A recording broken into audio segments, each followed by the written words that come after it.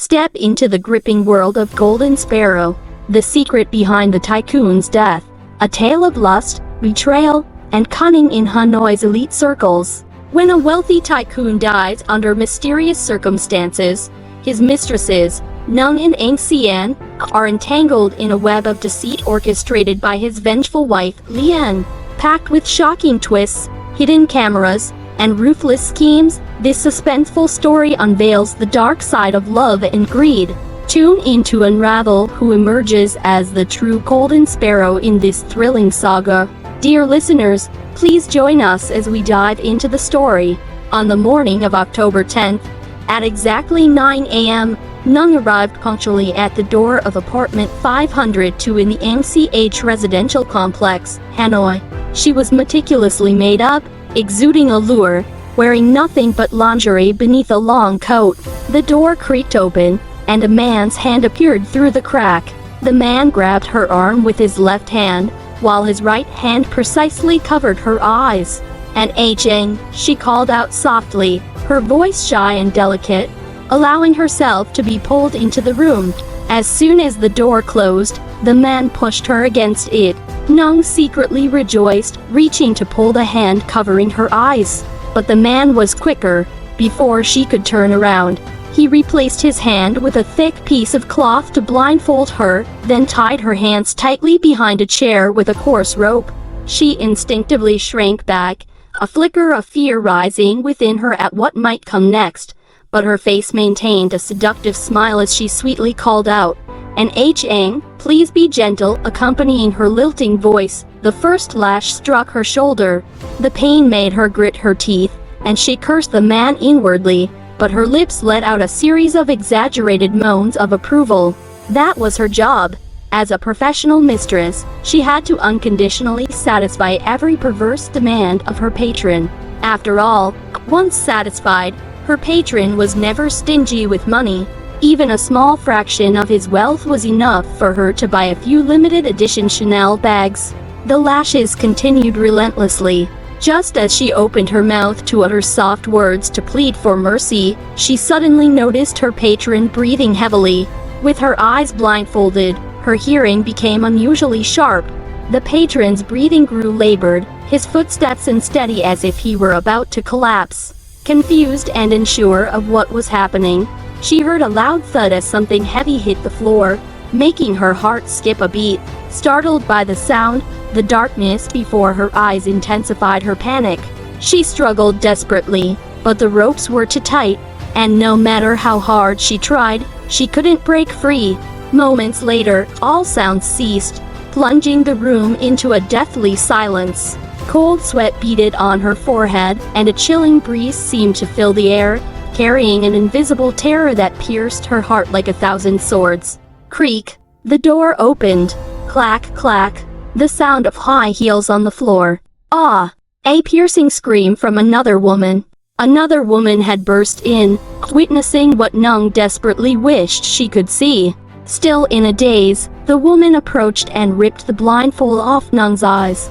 Nhung had no time to discern the woman's identity. She turned her head to look at her patron, lying not far away, naked, sprawled on his back, his life or death uncertain.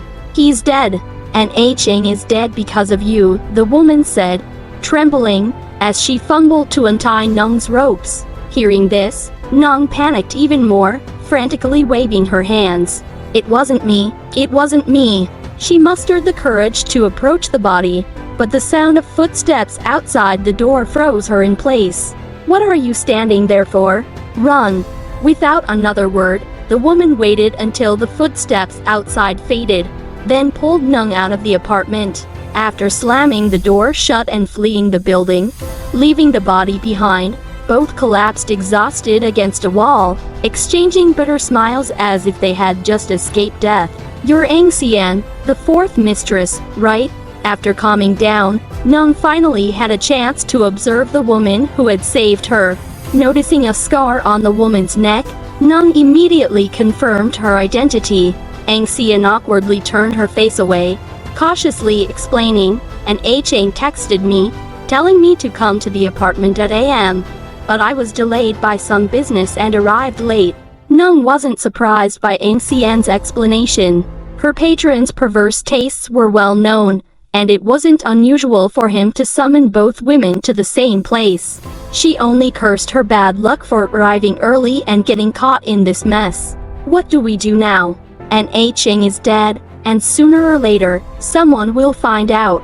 As the first person at the scene, Nhung sobbed uncontrollably, clinging to Anh Xian's arm like a lifeline, regardless of whether she was a rival. Seeing Nhung's disheveled appearance, Anh Xian kindly draped her own coat over her and suggested, "Maybe we should report this to the police." Report to the police? That would mean facing an Cheng's first wife. Nhung had experienced the wrath of that woman before, and just thinking of her imposing figure made her tremble. She grabbed Anh Xian's hand, objecting, "No way. You don't know how terrifying an Cheng's wife is. No one saw us, so let's hide as long as we can. If we get caught later, you have to testify for me. When he died, I was tied up and couldn't do anything to help."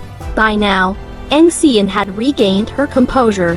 Glancing at Nhung, she said slowly, "I can testify for you, but since my patron is dead, shouldn't you compensate me a little?" A few days later, Cheng's body was discovered, and the police began a thorough investigation. During the investigation, Nhung hid in an apartment Cheng had bought for her, scrambling to gather money. Anh Xian demanded a hefty sum 40 million VN. Though Nhung had received plenty of money from Cheng in the past, she had spent it lavishly on clothes, shoes, and bags. She cursed Anh Xian furiously, her anger flaring further at the sound of her son-turned-beau's cries. As Cheng's mistress, Nhung Nida had given birth to his illegitimate son. She had thought that having a child would secure her future, that Cheng would never let her want for anything because of their son. But she hadn't expected Cheng's wandering ways. Recently, he had taken up with Anh Xian, who seemed to have enchanted him, leaving Nhung neglected with dwindling financial support. Nhung had long tied her life to Cheng, not aiming to be his first wife but at least securing her place as the second wife. Now, with the fourth mistress stealing Cheng's attention, when Nhung received his text for a rendezvous, she rushed to the meeting, only to stumble into this disaster. At the agreed time, she brought a bank card with 40 million VN to the designated location. Anh Xian, head held high, accepted the card with a radiant smile, patting Nhung's shoulder and saying, "Don't worry, I took your money, so I'll help you out of this mess. If the police come for you, I'll testify for you. After all, you're just a mistress. What's a little more bad reputation? Besides, you have a son. An illegitimate child still has inheritance rights. You'll soon recover your losses." Hearing this, Nhung felt slightly relieved. Her efforts to bear turn-bow, despite the toll on her body, hadn't been in vain. Cheng's first wife had only a daughter, so when the time came to divide the estate, Nhung was sure to claim a substantial share. The two said little more, finished their coffee, and prepared to part ways. As they stepped out of the cafe, they were suddenly confronted by 4 or 5 men in black. The men, clearly prepared, split into 2 groups, grabbing Nhung and Anh Xian like hawks snatching chicks and throwing them into a van. Before they could scream for help, their mouths were gagged. The men positioned themselves in a blind spot of the surveillance cameras, with the van blocking the view of passers-by. By the time the van's doors slammed shut and it sped off, no one had noticed what happened. Nhung and Anh Xian exchanged terrified glances, trembling like leaves. The van wound through mountain roads before slowly pulling into the underground garage of a luxurious villa on the outskirts of Hanoi. The two were separated at the garage. Nhung was shoved into an elevator and taken to the second-floor living room. On a genuine leather sofa sat a woman, Cheng's first wife, Liên, in her 40s, her face meticulously maintained, now looked cold as ice, her eyes glaring at Nhung, who was pushed to the floor, as if she were an insect. She spoke coldly, delivering a devastating blow. Cheng was killed by a slut like you. Luckily, I have evidence, or how long would you have stayed free? What evidence? Nhung couldn't stay calm, her fear evident as she trembled. I saw that flashy woman knocking on the door of the apartment across from mine. A recording played, the coarse, shrill voice instantly triggering Nhung's memory. That morning, when she knocked on the door, she had indeed heard noises from the apartment opposite. A woman inside had scolded her husband, her voice dripping with contempt. That filthy thing from someone else's house. What's so interesting about her? At the time, Nhung hadn't paid attention, but now she deeply regretted it. Liên presented her second piece of evidence, a blurry video, but clear enough to piece together the story. In the video, A Chang enthusiastically wielded a whip, then, as if overly stimulated, staggered and collapsed, convulsing briefly before going still. Nhung knew the woman obscured by the curtain in the video was her that day. The third piece of evidence was A Chang's autopsy report, acute myocardial infarction due to overstimulation, commonly known as dying in the saddle. Without timely intervention, it quickly claimed his life. A Chang died suddenly, but the video clearly shows you did nothing to save him in the moments before his death. Liên said with a sneer. Nhung collapsed to the floor, trembling and speechless. After a long pause, she stammered, "I didn't kill him. I was tied up. I couldn't help." "You don't have direct evidence. The video doesn't show everything." Liên smirked, nodding to a man in black standing in the corner. Soon, Anh Sien was pushed in. A man in a suit shoved Anh Sien into the floor at Lien's feet, then stood respectfully behind her. Anh Sien, limp as mud, threw herself at Lien's feet, sobbing, "This has nothing to do with me." When I arrived, and A Chang was already beyond saving. Pointing at Nhung, she quickly distanced herself. I saw this woman standing nearby, not even calling for help. She's the one who caused his death. In an affair, if one party could have saved the other but did nothing, legally, they could be charged with manslaughter or even murder. The man in the suit said coldly, his face expressionless as he outlined the potential consequences. Nhung was stunned. Coming to her senses, she lunged at Anh Sien like a tiger, screaming, "How dare you frame me? When you came in, I was still tied to the chair. I only said that because you bribed me. Why else would you give me 40 million so obediently?" Anh Sien, flustered, pushed her away, cleverly waving the bank card.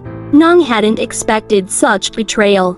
Without thinking, she clawed at Anh Sien.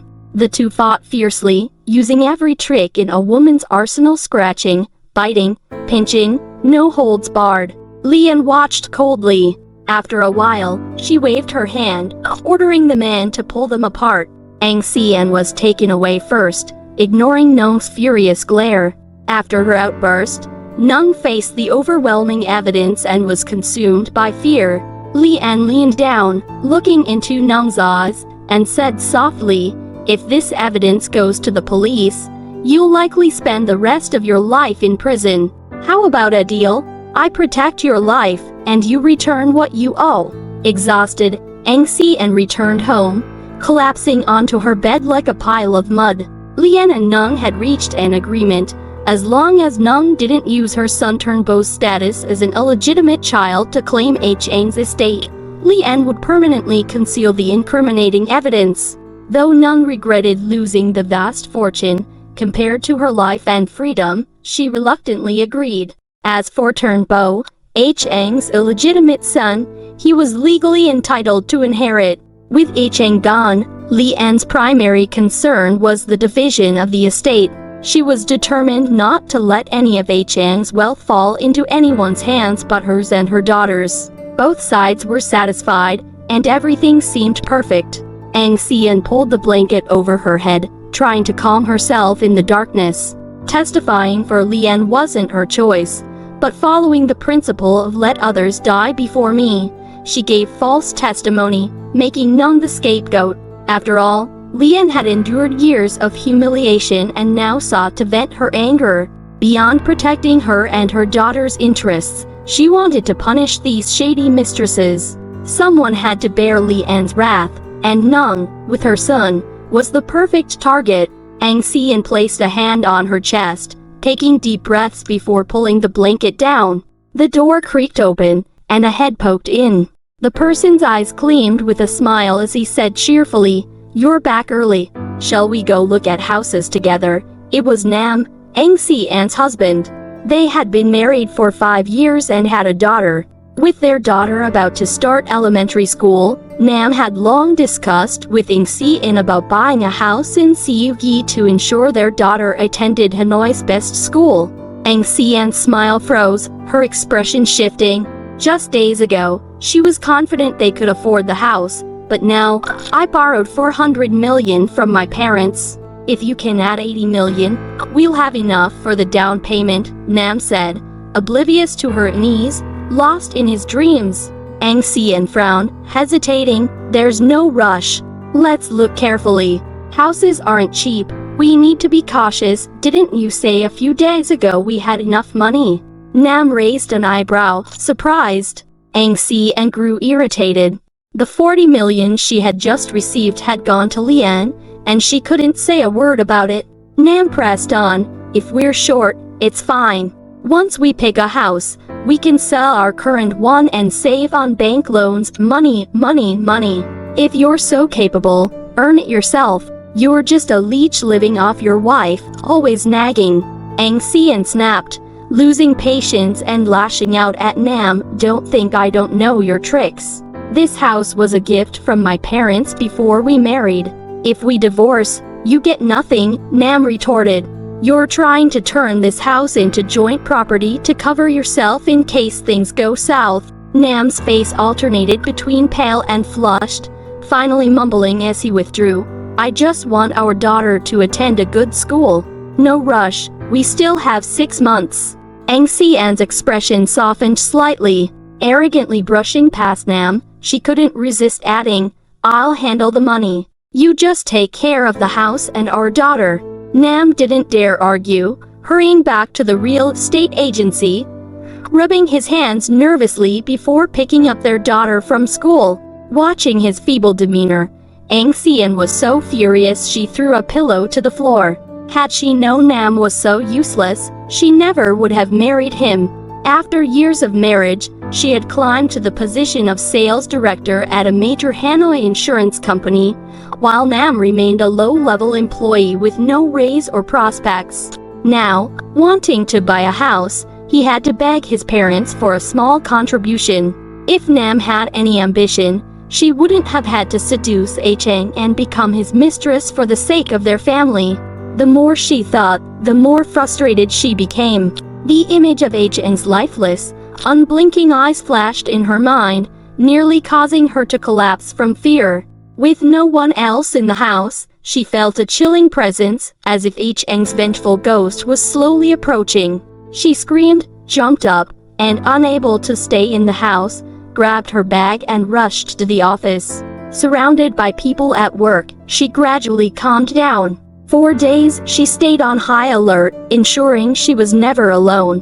Nam was surprised. Before, Ang Si-an often stayed out at night, but now she came home on time and clung to him closely. A few days later, news came that the police had concluded the case, a sudden death due to an affair.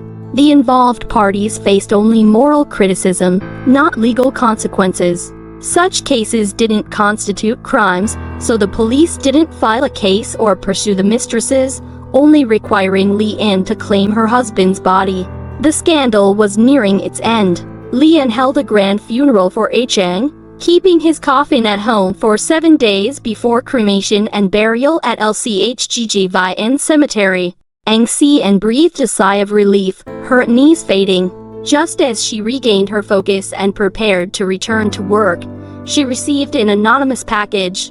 It was a small box containing only a USB drive. Puzzled but cautious, she locked her office door before plugging it into her computer. What she saw nearly made her faint. The USB contained a video featuring Chang, face flushed, enthusiastically wielding a whip, with Ang Si-an as the female lead. In the video, her eyes were filled with allure, emitting seductive sounds. The video ended with Chang clutching his chest and collapsing, motionless, while she stood frozen before fleeing. Simultaneously, her phone rang. A distorted voice threatened, "If you don't want this video leaked, pay me 100 million. Ang Sian clamped her hand over her mouth to stifle a scream. She hurriedly packed her things and rushed to Liên. Liên listened calmly, sipping tea with indifference before mocking, "What does the blackmailer want besides money? You earned plenty from my husband. Can't you afford a little hush money?" Ang Sian sobbed, "Mrs. Liên, you took back 40 million from Nhung and confiscated my apartment. I only have some savings, and I still have to support my family. Where would I get the money?" Liên raised an eyebrow, a flash of ferocity in her eyes. "What? That bit of property can't buy your dignity. If you want to lose everything, your family, your reputation, keep being stubborn, Mrs. Liên. Don't forget we're tied together now. If I can't pay and the video leaks, how long do you think your actions will stay hidden?" Like fighting cocks, the two glared at each other, neither yielding. Liên laughed in anger, not expecting her pawn to dare threaten her. Both knew the earlier events were a trap, a scheme to force Nhung to abandon Turnbo's inheritance rights. In truth, the person who had the affair with Chang, leading to his sudden death, was Ang Sian. On the morning of October 9th, at a.m., Ang Sian, dressed impeccably, slipped into apartment 500 to at Ang Ch while no one was watching. Per Chang's request, she wore provocative lingerie and let him tie her hands behind a chair. Chang's sadistic tendencies were well known, and as his mistress, she had to comply. Her delicate brows and seductive demeanor sent Chang into a frenzy. The accident happened suddenly. Chang clutched his chest, collapsed, and convulsed, unable to breathe. By the time she freed herself from the ropes, he was gone. She was indeed Chang's mistress, but she had a family, a daughter, and a high-profile job as a sales director. Her affair with Chang was for career advancement. If it came to light, her family and career would collapse. So, she quickly dressed and slipped away unnoticed. Before she could plan further, Liên approached her. Liên, who had always despised mistresses like her, smiled unexpectedly. After showing her the video of her affair with Chang, she offered a way out. Chang's family was wealthy and influential, and Liên had resources. Somehow, she delayed the autopsy results, extending Chang's time of death. Using Chang's phone, she sent Nhung a trap message. All traces in the apartment had been meticulously cleaned. Nhung fell into the trap, unaware that the person who blindfolded and whipped her wasn't Chang, but that his lifeless body lay at her feet, watching the drama unfold. With precise execution, Liên triumphed, eliminating a major threat and stripping Nhung of her assets. But she didn't spare mistress for either, seizing not only the 40 million from Nhung but also the apartment Chang had bought for Ang Sian. At the time, Ang Sian didn't dare resist, fearing Liên would fabricate evidence to pin a murder charge on her. Losing the windfall and her apartment, her dream of buying a house vanished. Already frustrated and without a solution, she now faced blackmail. Gritting her teeth, she said, "If I can't live comfortably, we'll all go down together. Your schemes may not be criminal, but if Nhung learns the truth, who knows who'll get Chang's estate slap." Liên struck her, her face turning ferocious. After a pause, she spat, "Whore."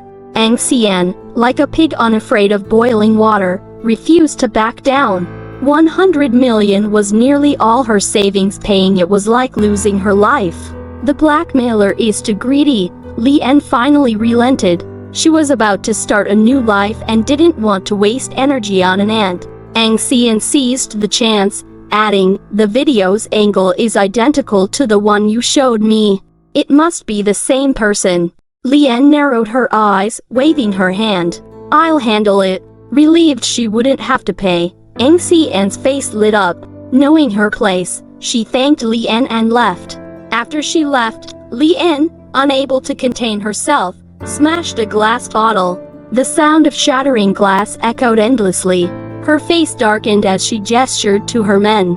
"That bastard's greed knows no bounds. He took my 40 million and still stirs trouble. Teach him a lesson, show him what he should and shouldn't do. The burly men obeyed and left. Liên sank into the sofa, muttering, "A nest of snakes and rats, not one of them decent." Anh Cien, unaware of Lien's curses, felt immensely relieved. With Lien's backing, she didn't care who the blackmailer was. Free of her burden, she slept soundly, wrapped in her blanket. When she woke, Nam had brought their daughter home. The girl watched TV in the living room while Nam busied himself cooking dinner. The aroma of food filled the air. Watching Nam's busy figure, Anh Cien felt a pang of guilt. Though useless, her husband cared for their family diligently. They had long planned to buy a house, and her sudden change of heart without explanation made his suspicions understandable, softening her tone. She helped Nam carry dishes for the first time, intending to say something conciliatory. But when she looked up and saw a wound on his forehead, she felt a stab of pity. "It's nothing serious. The house we were going to put a deposit on fell through, and the real estate agent got a bit upset," Nam said, covering the wound, his small gesture deepening her guilt. Anh Cien quietly turned away, treating Nam more gently in the days that followed.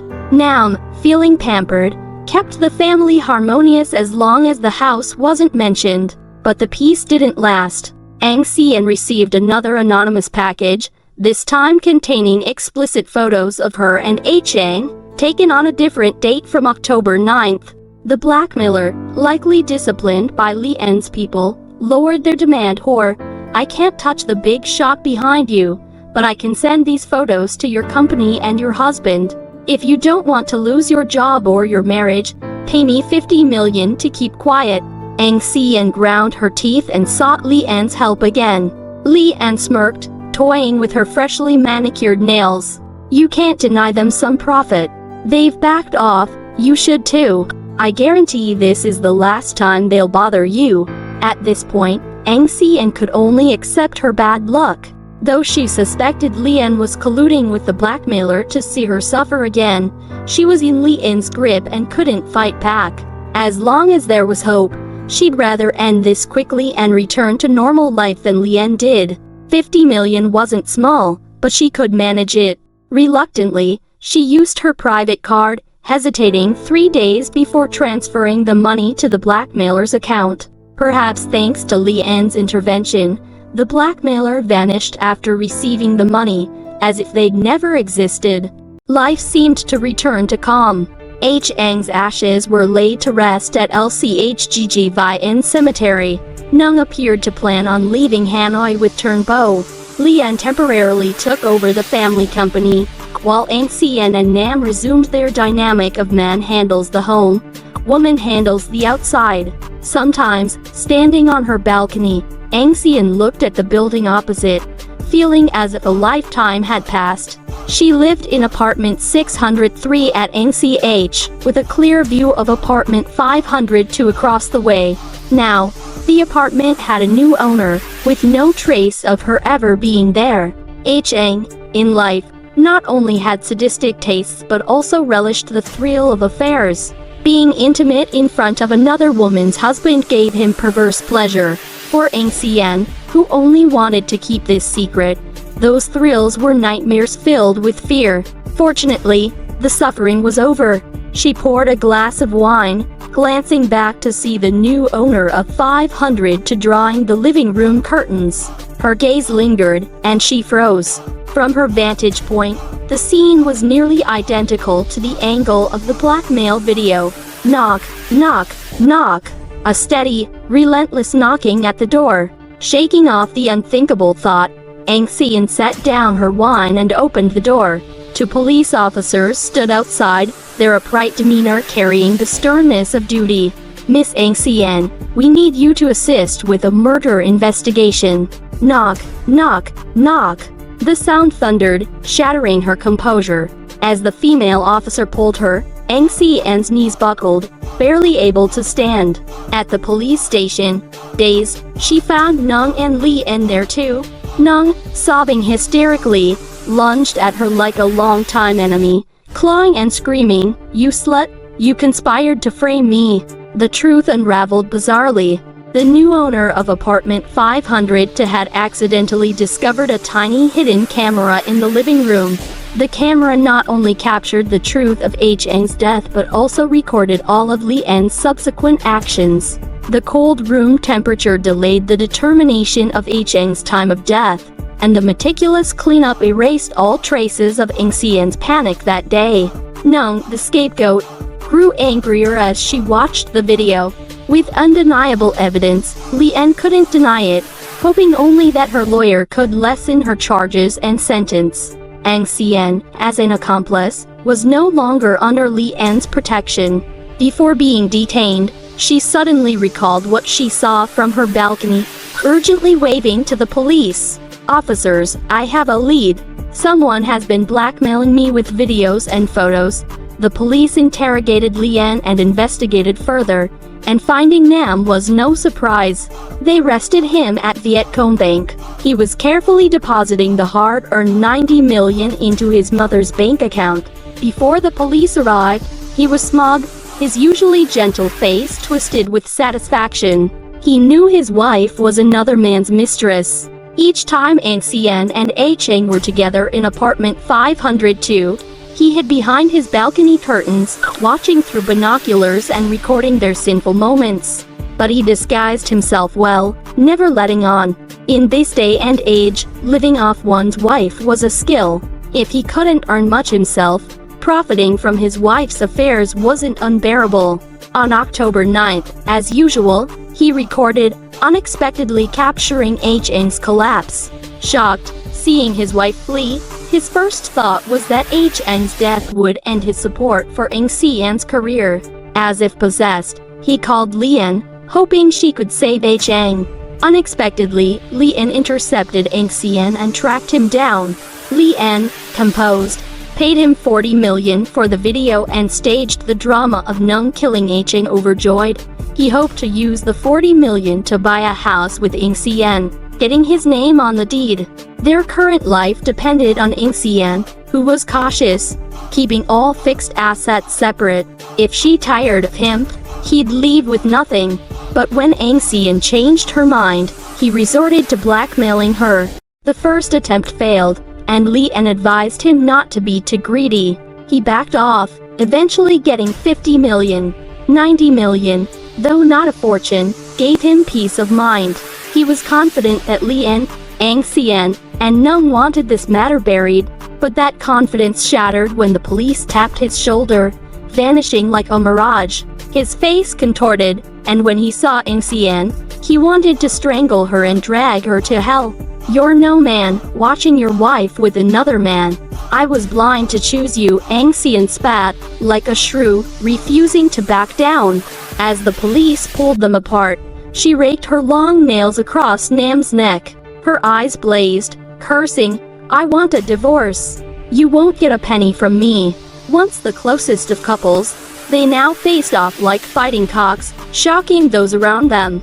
In this intricate, layered case, Lien, Ng, and Nam received their due punishments. Conversely, Nhung, turning misfortune into fortune, not only emerged as a victim, but also confidently brought her son Turnbo to H.Ng's estate division meeting. Lien was detained in a Hanoi facility, and H.Ng's company was temporarily managed by his brothers. With H.Ng's parents long deceased, the primary heirs were Lien, her daughter Turnbo, and Nhung's son Turnbo.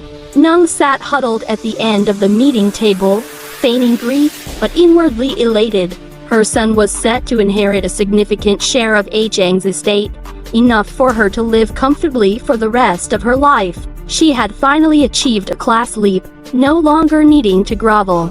Of course, to reach this point, she had planned meticulously for months. Realizing even Turnbo couldn't keep H.Ng loyal, she grew vigilant. She secretly hired a private detective, uncovering mistress for Ng and H.Ng, wealthy and indulgent, had set up a love nest for Ng and at Ng, relishing the thrill of an affair in front of her husband. Unwilling to accept this, Nhung found a way to sneak into the apartment and install a tiny camera in a discreet spot in the living room. The footage was stored on her phone. Everything from October 9th was recorded. She intended to report it to the police, but that evening, she witnessed an even better drama.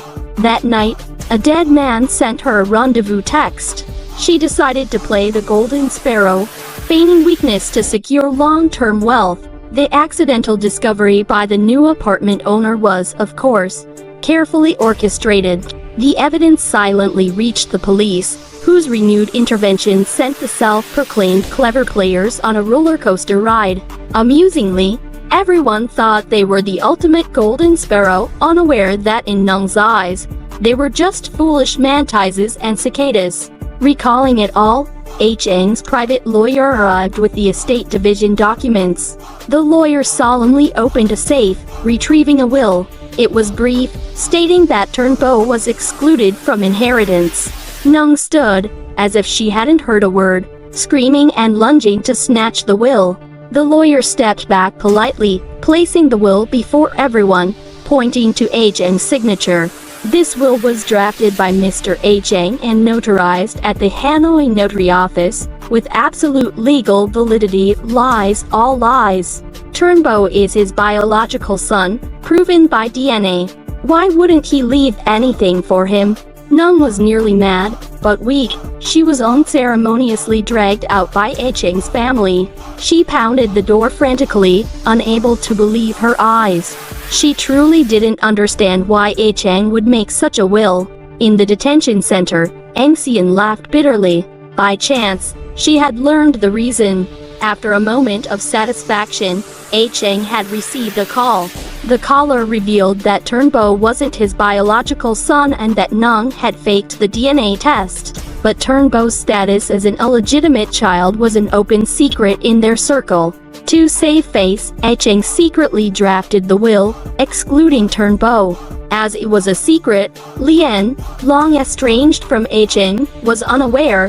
Had she known her efforts, even her crimes, led to this outcome, she might have spat blood in rage. As for whether Turnbow was truly Nhung's son, one would have to ask Nhung's brothers, who were using Turnbow's youth as an excuse to control the family company. Xian laughed until tears streamed down her face. All of them, for their own gain, resorted to any means, scheming against each other, confident they held all the cards, believing themselves the ultimate Golden Sparrow. But in the end, they all fell into the vortex of greed, trapped in their self-proclaimed clever schemes, with no way out, gambling away their lives. Thank you, dear listeners, for tuning in. Please subscribe to the channel to not miss the next exciting story.